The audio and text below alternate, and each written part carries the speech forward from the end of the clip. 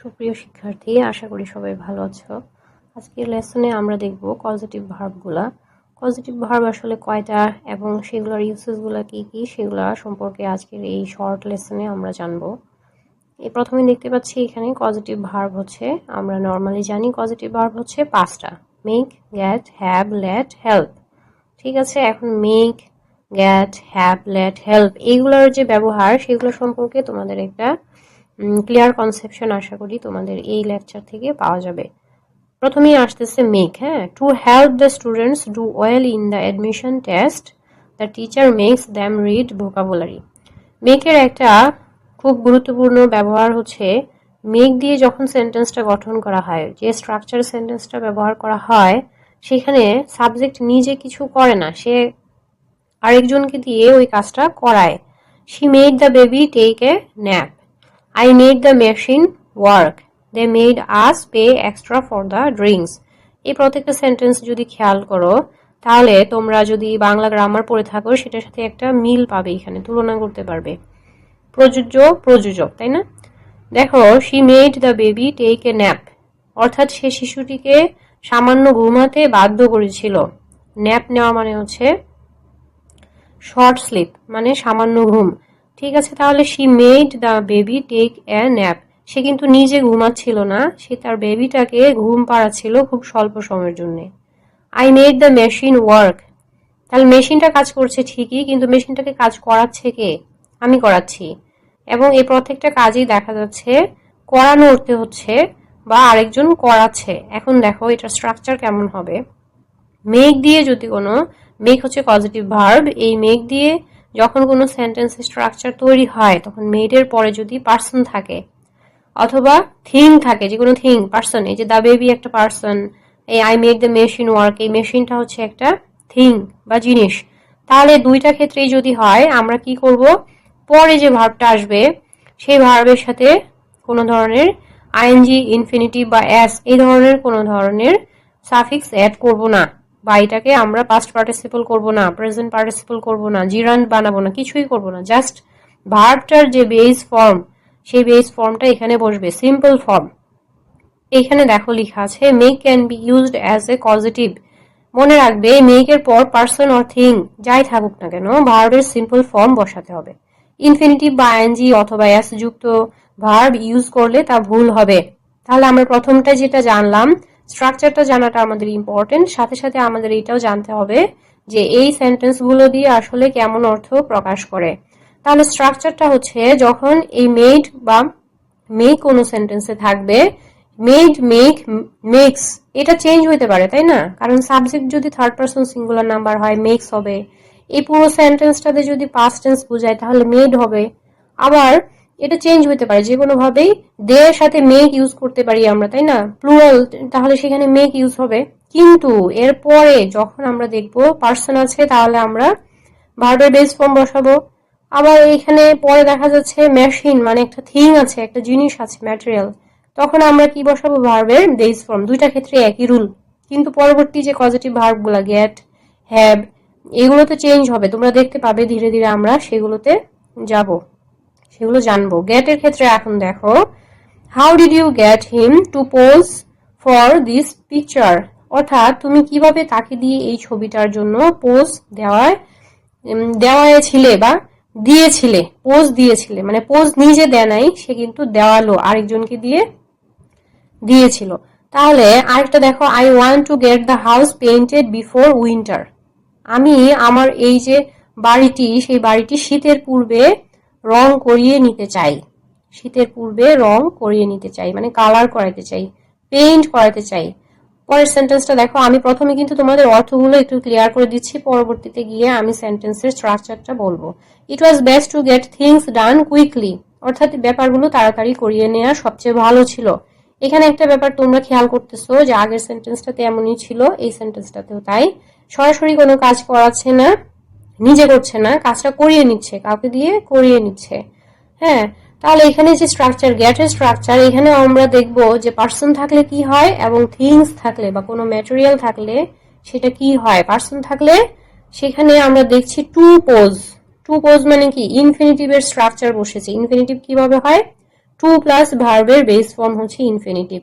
তাহলে how did you get him, how did you get him, এই যে দেখতে পাচ্ছ হিম, হিম হচ্ছে একটা পার্সন, এই পার্সনটাকে আইডেন্টিফাই করা হচ্ছে এবং এরপরে যে ভার্বটা সেটাকে আমরা ইনফিনিটিভ ভার্ব ইউজ করছি। আবার গেটের পরে যখন থিংস ইউজ করা হচ্ছে, এখানে দ্য হাউস একটা ম্যাটেরিয়াল বা একটা থিংস বা একটা নন পার্সন বিষয়, তখন আমরা দেখতেছি যে এখানে পেইন্টেড হচ্ছে, পেইন্টেড, হ্যাঁ, মানে ভার্বের পাস্ট পার্টিসিপল ফর্ম। আবার আসো নিচে দেখো, এখানে সরাসরি থিংস লেখা আছে, it was best to get things, it was best to get things. তাহলে থিংস থাকলে আমরা দেখছি ডু ভার্বের পাস্ট পার্টিসিপল বসেছে এখানে, ডান, ডু, ডিড, ডান। তাহলে আমরা এটা থেকে এটা বুঝতে পারতেছি যে গেটের পরে যদি পার্সন থাকে তাহলে ভার্বের ইনফিনিটিভ হয়, আর গেটের পরে যদি থিং থাকে তাহলে ভার্বের পাস্ট পার্টিসিপল হয়। এখন আমাকে বলো তো মেক থাকলে কি হয়? মেক থাকলে সেখানে পার্সন থাকুক বা থিংস থাকুক দুটোর ক্ষেত্রেই কিন্তু ভার্বের বেস ফর্ম হয়, কিন্তু গেটের ক্ষেত্রে পার্সন থাকলে হবে ইনফিনিটিভ এবং পার্সন না থেকে যদি ম্যাটেরিয়াল থিংস থাকে তাহলে হবে ভার্বের পাস্ট পার্টিসিপল ফর্ম। ঠিক আছে, এই দুইটা আমরা দেখলাম। পরবর্তীতে আমরা আবার রিভিশন করে নিব। হ্যাভ, আসো দেখো হ্যাভে কি আছে, ইট কস্টস অ্যাবাউট টাকা 500 টু হ্যাভ এ টুথ। এখন এখানে কোনটা হবে, ফিলিং হবে, টু ফিল হবে, ফিল্ড হবে নাকি ফিল, এগুলো আমরা জানবো। প্রত্যেকটা বিষয়ে কিন্তু এখানে অ্যান্সার যদি তুমি খেয়াল করো বা মিনিংটা যদি খেয়াল করো, মিনিংটা দেখবা যে এখানে সরাসরি কোনো কিছু আছে এটা বোঝাচ্ছে না, এটা বোঝাচ্ছে যে কাজটা কাউকে দিয়ে করিয়ে নেওয়া হচ্ছে। মাই মাদার ড্যাশ, এখানে had heart photo by a well known photographer, মানে ছবিটা কাউকে দিয়ে তোলানো হচ্ছে। আবার এদিকে যদি দেখো হ্যাভ এর they had their lawyer change their wills, তাহলে তাদের লয়ারকে দিয়ে উইলটা পরিবর্তন করালো, উইল মানে তো তোমরা জানোই তাই না, তাহলে উইলটা কি করলো, পরিবর্তন করিয়েছিল। তাহলে প্রত্যেকটা বিষয়েই দেখা যাচ্ছে যে কাউকে দিয়ে কিছু করানো হচ্ছে। We are going to have our car mended, মানে মেরামত করা, রিপেয়ার করা, হ্যাঁ। তাহলে we are going to have our car হচ্ছে এখানে থিংস, দেয়ার লয়ার হচ্ছে পার্সন, তারপরে হিজ নার্স হচ্ছে এখানে একটা পার্সন। এখন আমরা এটা স্ট্রাকচারটা দেখব। স্ট্রাকচারটা হচ্ছে এমন, এই যে দেখো এখানে আছে হ্যাভ এর পর ব্যক্তি থাকলে ভার্বের বেস ফর্ম এবং বস্তু থাকলে ভার্বের পাস্ট পার্টিসিপল ফর্ম হবে। দেখো দুইটার পার্থক্য আছে কিন্তু গেটের সাথে। গেটের ক্ষেত্রে আমরা কি বলেছিলাম, যদি পার্সন থাকে তাহলে টু সহ ভার্ব হবে, ইনফিনিটিভ হবে, কিন্তু হ্যাভ এর ক্ষেত্রে বলছি ভার্বের সাথে কি হবে, ভার্বের বেস ফর্ম হবে। বেস ফর্ম মানে এখানে কোনো এস যুক্ত হবে না, কোনো পাস্ট পার্টিসিপল হবে না, কোনো ইনফিনিটিভ হবে না, কোনো চেঞ্জ হবে না। ভার্বটা অ্যাজ ইউজুয়াল যেরকম বেস ফর্ম সেটা এখানে ব্যবহার করা হবে যদি পার্সন থাকে, যদি পার্সন থাকে। আর বস্তু থাকলে ভার্বের পাস্ট পার্টিসিপল ফর্ম হয়।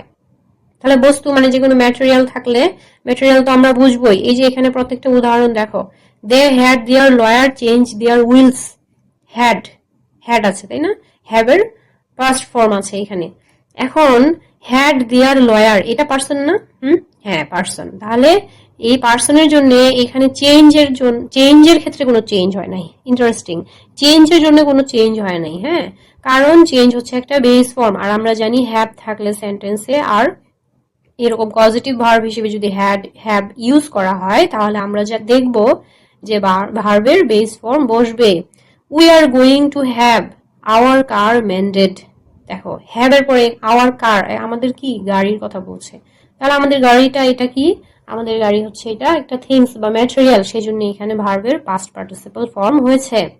3 নম্বর এক্সাম্পল দেখো, doctor Smith had his nurse take the patient's temperature. তাহলে ডক্টর স্মিথ কি করলো, তার নার্সকে দিয়ে রোগীদের তাপমাত্রা মাপিয়েছিলেন, নিজে মাপেন নাই, তিনি নার্সকে দিয়ে মাপিয়েছিলেন। তাহলে এই ক্ষেত্রে হ্যাড এর পরে ভার্বের হ্যাড এর পরে কি আছে, পার্সন আছে, সেই জন্য ভার্বের বেস ফর্ম বসেছে। এখন তোমরা এই এক্সাম্পলটা দেখো, ইট কস্টস অ্যাবাউট টাকা 500 টু হ্যাভ এ টুথ।